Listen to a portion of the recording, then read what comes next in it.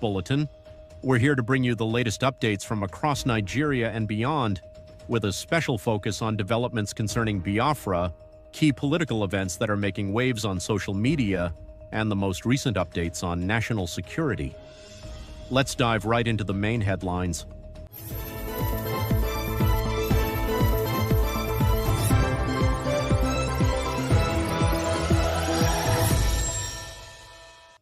The Simon Ekpa-led Biafra Republic government in exile has made a significant diplomatic move by addressing a formal letter to Finland's President Alexander Stubb regarding the group's planned Biafra Declaration Convention. Ekpa, through a statement on X, highlighted that the letter of intent was delivered on Monday to President Stubb, aiming to garner support for Biafra's planned declaration. According to Ekpa, the letter laid out reasons why the Biafra Declaration could foster peace not only within Nigeria but also across the Sahel region of Africa. Ekpa explained on his X account, the letter of intent informed Finland's president to support the Biafra Independence Declaration because it promotes peace within the Sahel region. The letter also underscored the objectives and intentions of the Biafra Republic government in exile and its international legal identity. Furthermore, it touched on plans for the United States of Biafra, aiming for recognition through an internationally sanctioned referendum by the end of November 2024. All right, I'm just coming from the office of the President of Finland, officially submitting the letter of intent ahead of our convention. We move. Ekpa's statement emphasized that Biafra, unlike other separatist movements, had previously gained recognition from 5 United Nations member states. This effort by the Biafra Republic government in exile underscores the growing momentum for the cause, especially as the group prepares for an independence convention in Finland from November 29th to December 3rd, 2024. This comes amid ongoing agitation for Biafra independence. Notably, Nnamdi Kanu, leader of the Indigenous People of Biafra, IPOB, remains in detention since 2021 over his involvement in Biafra advocacy. Numerous Igbo leaders have appealed for his release, yet their calls have yet to yield any results.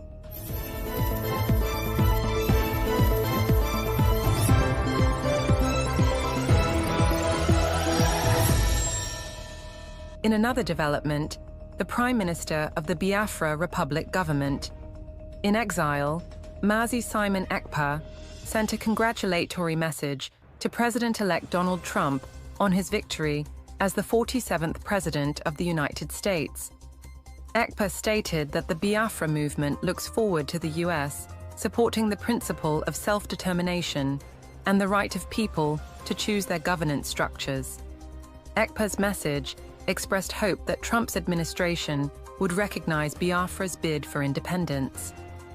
With the Biafra Republic in exile, moving closer to declaring independence through a formal referendum, Ekpa stated his aspiration for the U.S. government to be among the first to acknowledge Biafra's restored independence following the referendum's results. The Prime Minister of the Biafra Republic in exile, Mazi Simon Ekpa, has revealed that the Nigerian government officially reached out to former U.S. President and now President-elect Donald Trump, urging him to distance himself from Ekpa's pro-Biafra activities.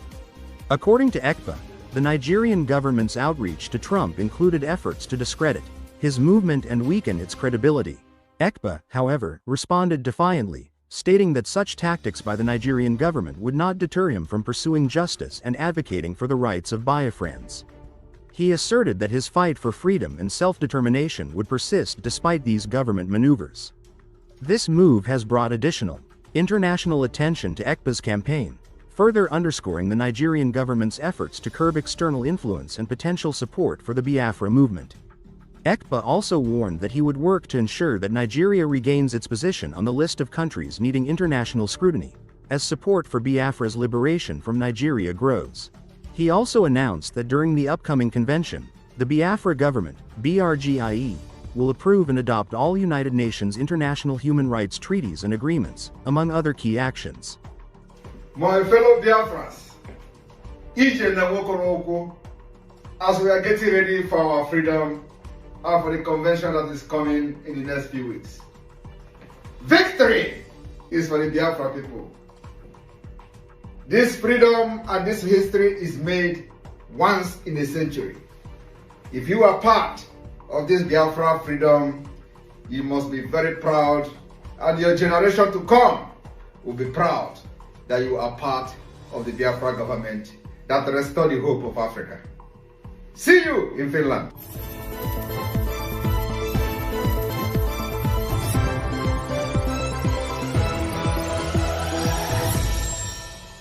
Separatist militants known as the Black Marine launched a deadly attack on Cameroonian gendarmerie forces in Abana, formerly the headquarters of the Bakassi Peninsula. The raid, which took place early Wednesday morning, resulted in the deaths of 9 members of the gendarmerie. Following the attack, some of the surviving gendarmerie personnel retreated before the Black Marine group moved on to an undisclosed location. In the wake of the attack, the group issued a notice to the divisional officer of Asangeli subdivision, warning him to return to Cameroon or face a fate similar to the divisional officer of Idabato. In related developments, another separatist group, the Dragon Fighter Marine, killed 4 members of Cameroon's Rapid Intervention Battalion, BIR, in Adabong East during an armed confrontation. The militants attacked a BIR checkpoint with 2 boats, opening fire and neutralizing 4 personnel. This incident marks a continuation of violence in the region, as the Dragon Fighter Marine Group has also refused to release the divisional officer of Idabato, whom they previously captured. This ongoing conflict underscores the growing instability in the region, fueled by separatist agendas and contested territorial claims.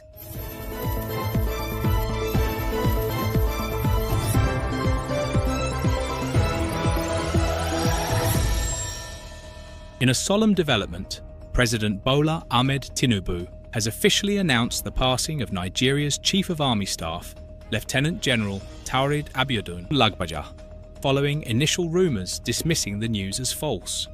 Lagbaja passed away at the age of 56 in Lagos after an extended illness. According to a statement from Bayo Onanuga, Special Advisor to the President on Information and Strategy.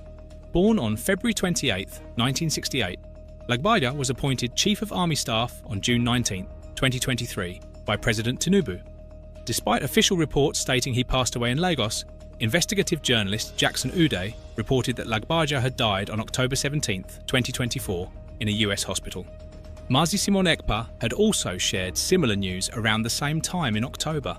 The late army chief had initially sought medical care in Germany, but was advised to continue treatment in the US, where he ultimately succumbed to cancer. Lagbaja's contributions to Nigeria's internal security efforts were significant, as he played key roles in multiple operations, including Operation Zaki in Benue State, Lafia Dole in Borno, Udoka in southeast Nigeria, and Operation Forest Sanity across Kaduna and Niger states. Lagbaja is survived by his wife Maria and their 2 children. President Tinubu extended his deepest condolences to the family and to the Nigerian armed forces, honouring Lagbaja's dedication and service to the nation.